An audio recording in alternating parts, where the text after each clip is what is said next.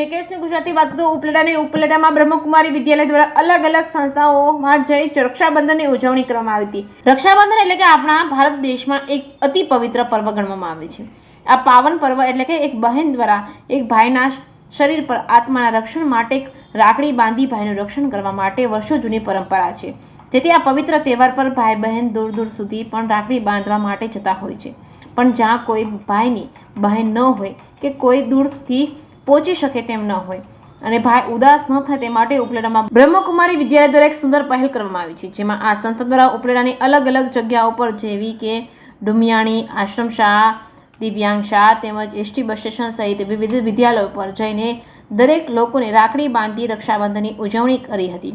તેમજ આ સંસ્થા દ્વારા સમગ્ર ભારત દેશ તેમજ બીજા 140 જેટલા દેશોમાં પણ આવી સેવાકીય પ્રવૃત્તિ કરી રક્ષાબંધનની ઉજવણી કરાઈ હતી। જેકેએસની ગુજરાતી સાથે અર્શી આહિર, ઉપલેટા।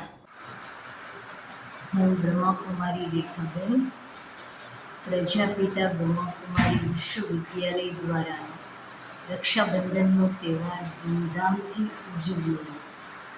2 દિવસ પહેલાં દિવ્યાંગ સ્કૂલમાં, કાલે દુનિયાની આશ્રમ શાળામાં, આજે એસટી બસ સ્ટેશનમાં અને સાંજે બ્રહ્મકુમારી વિશ્વવિદ્યાલયમાં નિયમિત આવતા બહેનો ભાઈઓનું રક્ષાબંધન કર્યું। રક્ષાબંધન એ હર આત્માના મર્યાદાના બંધન માટે બંધાતું પવિત્ર બંધન છે। બધાને આશીર્વાદ આપ્યા, બધાનું મોત મીઠું કરાવ્યું અને આ તહેવારની ઉજવણી કરી।